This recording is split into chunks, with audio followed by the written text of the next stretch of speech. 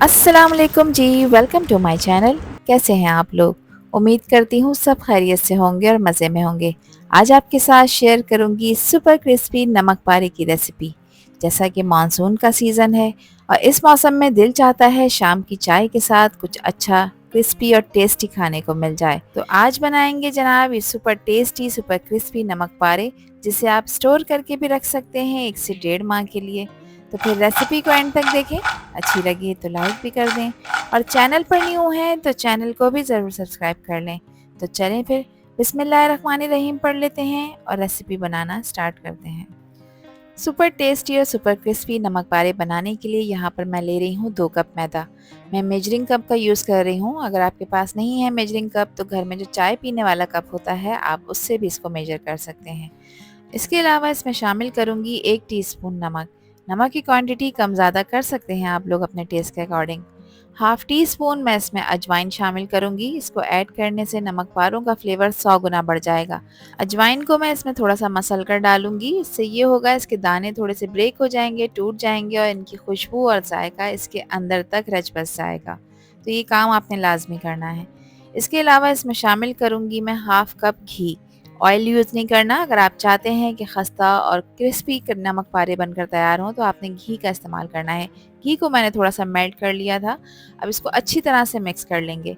अभी आपने पानी ऐड नहीं करना। पहले आपने इसकी बहुत अच्छी तरह से मिक्सिंग करनी है। देखें इस तरह से इसके क्रम्स बनने चाहिए जैसा कि आपको वीडियो में नज़र आ रहा है।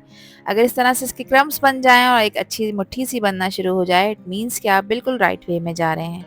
तो अब देखिए यहाँ पर इसके क्रम्स बन चुके हैं। अब मैं इसमें थोड़ा-सा पानी ऐड करूँगी क्योंकि इसका जो आटा है वो नॉर्मली जो हम घर में आटा गूँथते हैं रोटी चपाती पकाने के लिए उसके कंपैरेटिवली थोड़ा-सा हार्ड होता है।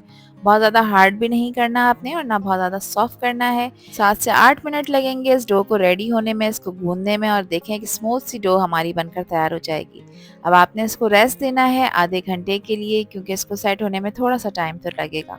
फ़ौरन इसके नमक पारे बनाना शुरू नहीं करने। तो इसको मैं कवर करूँगी ताकि एयर की वजह से इसके ऊपर कोई लेयर ना बने और इसको आधे घंटे का रेस्ट दूँगी। आधे घंटे के बाद फिर हम इसके नमक पारे बनाना स्टार्ट करेंगे।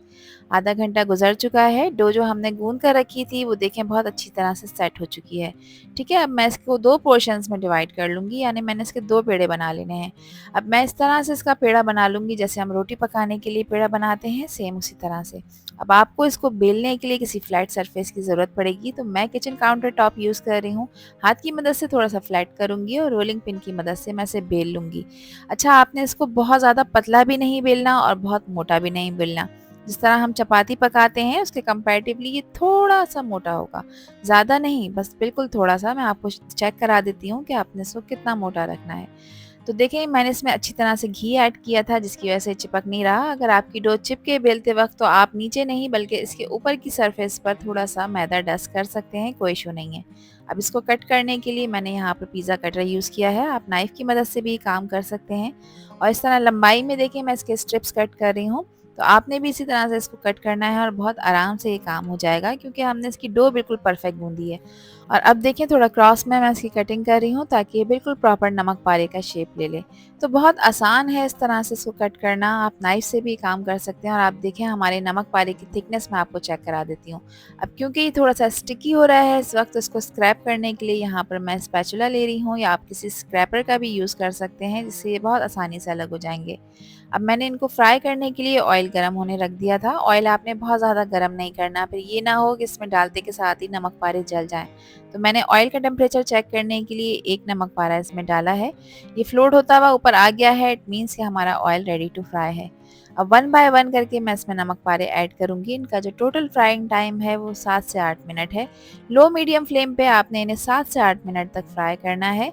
इनको हाई फ्लेम पे आपने नहीं पकाना वरना ये ऊपर से ब्राउन हो जाएंगे और अंदर से कच्चे रह जाएंगे और खस्ता बनकर तैयार नहीं होंगे। तो यहाँ पर देखिए माशाल्लाह से हमारे नमक पारे बहुत अच्छी तरह से फ्राई हो चुके हैं। एक अच्छा खूबसूरत सा गोल्डन कलर इनके ऊपर आ चुका है और ये बहुत ही टेस्टी और बहुत ही क्रिस्पी बनकर तैयार हुए हैं। तो यहाँ आप इसकी आवाज़ सुने। और अगर इस स्टेज पर आप लोगों को ये वीडियो पसंद आ रही हो तो वीडियो को लाइक कर दिया करें और चैनल को भी सब्सक्राइब कर लें और वीडियो को फ्रेंड्स एंड फैमिली में भी शेयर किया करें। और यहाँ पर आप ज़रा इस नमक पारे की लुक चेक करें। टेस्टी तो है, क्रिस्पी भी है और साथ में फ्लफ़ी भी बनकर तैयार हुआ है। तो मैं आपको तोड़ के चेक करा देती हूँ कि देखें कितने खस्ता नमक पारे ये बनकर तैयार हुए हैं। बिल्कुल रेज़ा रेज़ा हो जाएँगे। आप इसे स्टोर करके रख सकते हैं 1 से डेढ़ माह के लिए किसी भी एयर टाइट कंटेनर में, ये बिल्कुल भी ख़राब नहीं होंगे। तो नमक पारों को एन्जॉय करें इस मानसून के खूबसूरत मौसम में गरम-गरम चाय के साथ। यकीन करें खाकर मज़ा आ जाएगा। आई होप ये रेसिपी और वीडियो आप लोगों को पसंद आई होगी। पसंद आई हो तो कमेंट सेक्शन में अपना प्यारा सा फीडबैक मुझे लाज़मी शेयर करिएगा। आपके प्यारे से कमेंट का मुझे इंतज़ार रहेगा। आपसे फिर मिलूँगी इंशाल्लाह एक न्यू वीडियो में एक न्यू रेसिपी के साथ। जब तक हादिया को दीजिए इजाज़त। अपना बहुत सारा ख़्याल रखिएगा, अपनों का भी ख़्याल रखिएगा और मुझे भी अपनी प्यारी दुआओं में याद रखिएगा। अल्लाह हाफ़िज़, अल्लाह निगहबान।